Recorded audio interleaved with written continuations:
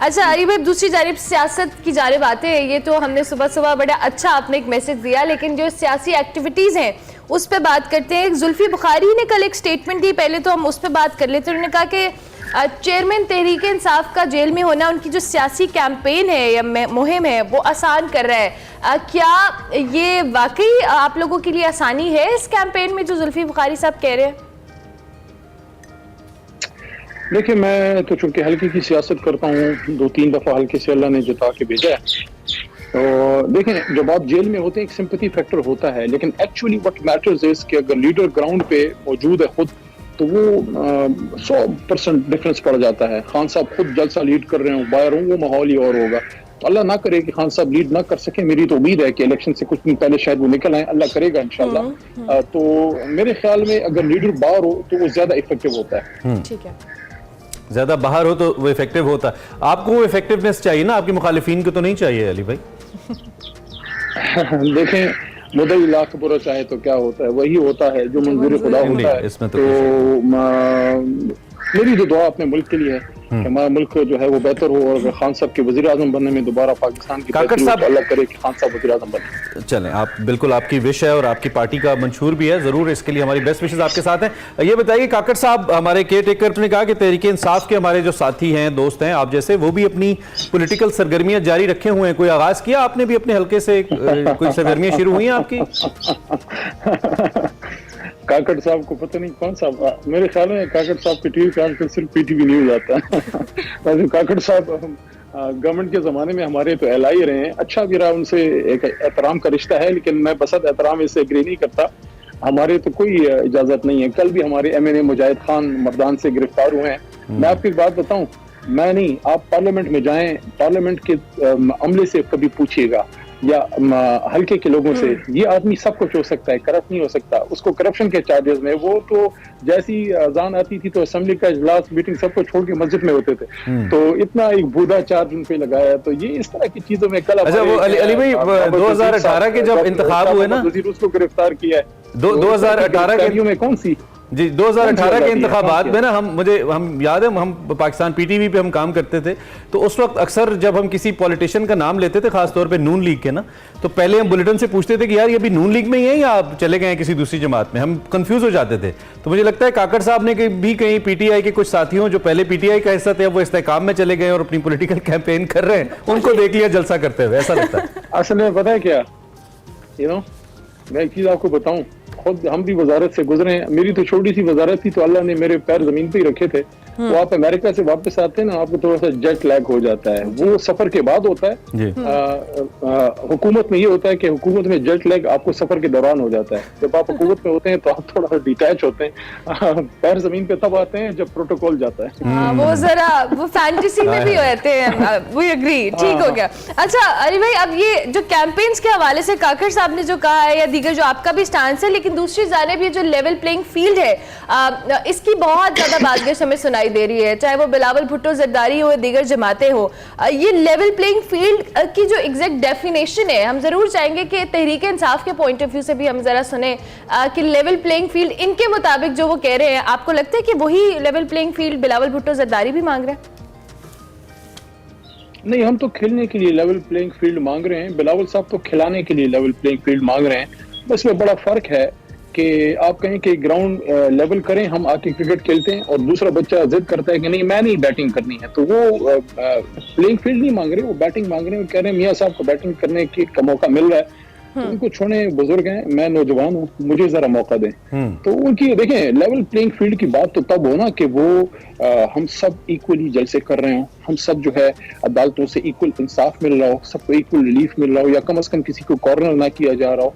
या आप क्या समझते हैं, अली नवाज अवान साहब जैसा कारकुन, सियासी कारकुन, अचानक उसको जो है रात को ख्वाब आ गया और वो चला गया। इस तरह की चीजें देखें, कुछ चीजें बैन सुतूर हैं, आप भी समझते हैं, मैं भी समझता हूँ। और हमारे ऑडियंस भी समझते हैं। तो लेवल प्लेइंग फील्ड तो नहीं है ना जी, एक कौमी जमात है। देखें, लेकिन यहाँ पे अली भाई आपके इतने करीबी साथी जब छोड़ के जाते हैं, अली नवाज अवान का आपने नाम लिया, उस्मान डार का नाम, you name it, I mean कौन है, अब तो रहा नहीं है कोई, फरूख हबीब की हम बात कर लें, ये वो लोग थे जिनके बारे में हम सोच नहीं सकते थे, लेकिन दे हैव अनाउंस्ड और अपनी विल के ऊपर उन्होंने अनाउंस किया। वहीं पे जब आप जैसे लोग हमें तहरीक इंसाफ के साथ खड़े नजर आते हैं तो फिर लोग ये सवाल करते हैं कि क्या वो लोग नजरियाती ही नहीं थे जो छोड़ गए? आई मीन अगर उनके मसाइल वो थे जिनकी तरफ आप इशारा कर रहे हैं तो वो मसाइल आपको भी तो फिर होने चाहिए, असद कैसर को भी तो वो मसाइल होने चाहिए, वो आपको क्यों नहीं है फिर? देखिए, हर आदमी का अपना एक टॉलरेंस लेवल होता है। हर आदमी की अपनी फैमिली, सारी चीजें इंपॉर्टेंट होती हैं। मुझे नहीं पता उनका, क्योंकि जाहिर है इस तरह की एक्टिविटी के बाद फिर रास्ता तो नहीं रहता, लेकिन मैं यही कहूँगा कि बस अल्लाह से आप जो है तौफीक मांगे कि अल्लाह ताला आपको इस्तिकामत नसीब करे। आसान काम नहीं होता, जेलें मेलें, फिर पीछे घर में बच्चे सारे, वालिदा साहब और सारा हिसाब किताब चल रहा होता है पीछे। सिर्फ आप नहीं सफर कर रहे होते, आपके साथ न सिर्फ आपकी इमीडिएट बल्कि एक्सटेंडेड फैमिली भी सफर कर रही होती है, आपके दोस्त, आपके कजन, सारा। लेकिन ये होता है कि बस मैं यही कहूँगा कि जो चले गए हैं, मैं उनके बारे में कोई बुरी बात नहीं कहता। मैं समझता हूँ कि वो अपने, चाहे उस्मान डार हों, कारकुन था हमारा, और चाहे फरूख हबीब, चाहे अली नवाज अवान, इस तरह के जो वर्कर थे, वो अपनी, इतना मुझे पता है, अपनी मन मर्जी, अपनी खुशी से तहरीक इंसाफ में आए थे। क्या छोड़ के अपनी मन मर्जी से गए हैं? ये आज नहीं, ये वक्त साबित करेगा। पार्टी व्हाट्सएप ग्रुप में भी नहीं रहे ये लोग, अब या हैं? नहीं, वहां तो फिर वो नहीं होते ना। हाँ, नहीं होते, ठीक है। अच्छा, एक और इसमें बड़ा अहम सवाल है, वो इंतखाबात जो कि आ रहे हैं, बहरहाल आपने इंतखाबात में तो जाना है, आपकी पार्टी ऐलान कर चुकी है और आपकी पार्टी ने यह भी कहा है कि हमारे दरवाजे भी खुले हैं, हम बात भी करेंगे मुख्तलिफ सियासी जमातों से। एक तो ये जो बिलावल साहब की पार्टी से किस हद तक मुमकिन है कि आपकी बात हो और कोई निगोसिएशन हो पाए, चाहे वो कराची हो, चाहे वो केपी हो या पंजाब हो, जहाँ पे ओबियसली आपकी अच्छी स्ट्रेंथ है वोटर्स की, किस हद तक मुमकिन है? और दूसरा, ये जो पार्टी की तंजीम साजी है, बहुत सारे आपके कलीदी लोग तो चले गए, तो चंद लोग, चंद रहनुमाएं मेन स्ट्रीम के जो रह गए, आपके तो परवेज खटक साहब तक चले गए, तो फिर पार्टी की कोई तंजीम साजी का मामला है, कोई चेयरमैन की तरफ से इंस्ट्रक्शंस हैं, कोई बात हुई है, या अभी तक ऐसा कुछ भी नहीं है? देखिए भाई, मैं आपको एग्जांपल ऐसे देता हूँ। ये मेरे सर के ऊपर जो टोपी है, पाकिस्तान कलर है, ग्रीन कलर है। इसका मजा तब तक है जब तक इसमें ये ग्रीन कलर है।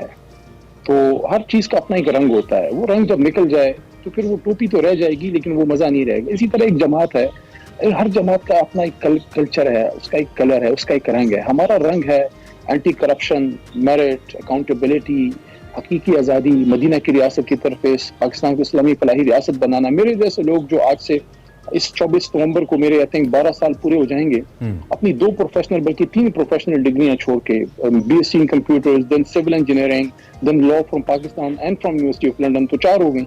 सारा कुछ एक तरफ रख के खान साहब के साथ एक पाकिस्तान के लिए निकले, किस सोच पे कि यार इस मुल्क को मुल्क बनाए जिसके लिए हम जैसी उम्र में हमारे दादा और हम आपके दादा सारे निकले थे। तो एक खूबसूरत, अच्छा वो सब सोच हम जब लेके चले तो हमारे सामने चीज क्या थी कि भाई मियां साहब ने और जरदारी साहब ने, इनकी जमातों ने इस मुल्क को इस हालत पे पहुंचा दिया है कि हम जैसे प्रोफेशनल्स को प्रोफेशनल छोड़ के इधर आना पड़ रहा है। तो आज अगर हम उनके साथ मिलकर पाकिस्तान को बेहतर करने, लेकिन मैं ये नहीं कह रहा किसी से बात ना करें, बात सियासत में होती है, लेकिन अलायंस एक 1 स्टेप फॉरवर्ड। अगर जरदारी साहब के साथ या मियां साहब के साथ मिलकर हमने पाकिस्तान ठीक करना है तो ये फिर वो एंटीथीसिस हो जाएगा पीटीआई का, जिसके लिए बाकी आप एक बात कर सकते हैं मियां साहब से, जरदारी साहब से। किस लोग कहते हैं कि आजाद शफाफ इलेक्शन हो, जो इंटरनल सिक्योरिटी है उस पर कोई आपकी ईपीसी हो रही है, कश्मीर पे हो रही है, फलस्तीन पे, देखिए फलस्तीन एक बड़ा इशू है जिस पे आज बात भी करना चाह रहा था। इस तरह की चीजों पे हम बात कर सकते हैं, लेकिन अगर हमने अलायंस उनके साथ मिलके पाकिस्तान को ठीक करना है तो फिर हमसे कोई हमारा कोई पुराना 25 साल का जला बुना कारकुन पूछेगा फिर पीटीआई क्यों बनाई।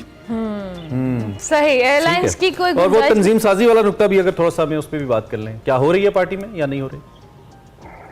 तंजीम साजी वाला नुक्ता जो है ना, इसको थोड़ा आप साइड पर रखें, मैं इसको कुछ और वो कह देता हूँ, ये कोई अच्छा लफ्ज नहीं है। अच्छा, देखें हमारी तंजीम अपनी जगह पे मौजूद है। क्या करें पाकिस्तान की सियासत में, कल भी आपने एक ड्रामा देखा, उस पर मैं भी बात नहीं करता, आप भी ना करें, बस अल्लाह करे कि अल्लाह हमें ये एक इस बात पे हम अमल कर लें कि अल्लाह जिस सबसे चीज से ज्यादा नाराज होता है ना, मैं समझता हूँ, मेरा इस पे ईमान है कि तकब्बुर के बाद, तकब्बुर और शिर्क के बाद वो तीसरी चीज जो है वो किसी की इज्जत से खेलना है। किसी की इज्जत से नहीं खेलना चाहिए। बहरहाल उस पर नहीं जाते। हमारी जो पार्टी की ऑर्गेनाइजेशन है वो नीचे लेवल पे इंटैक्ट है, तहसील जिले लेवल पे इंटैक्ट है, असल में तो आपकी तंजीम काम जो करती है यूसी और तहसील जिले लेवल से ही काम होता है, ऊपर के लेवल पे कुछ हमारी main thank you very leadership much, जो हमारे स्टालवर्ड्स हैं, बहुत शुक्रिया। आई पर्सनली बिलीव के साफदी अख्तार का तकाजा नहीं है किसी की जाती जिंदगी के अंदर करना। I personally believe in it और मैं आपकी बात से एग्री करता हूँ।